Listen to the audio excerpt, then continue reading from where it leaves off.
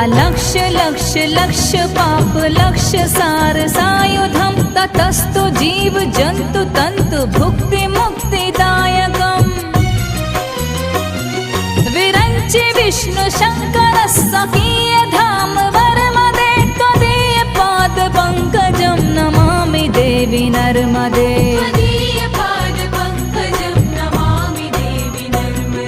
Namami Devi Narmade.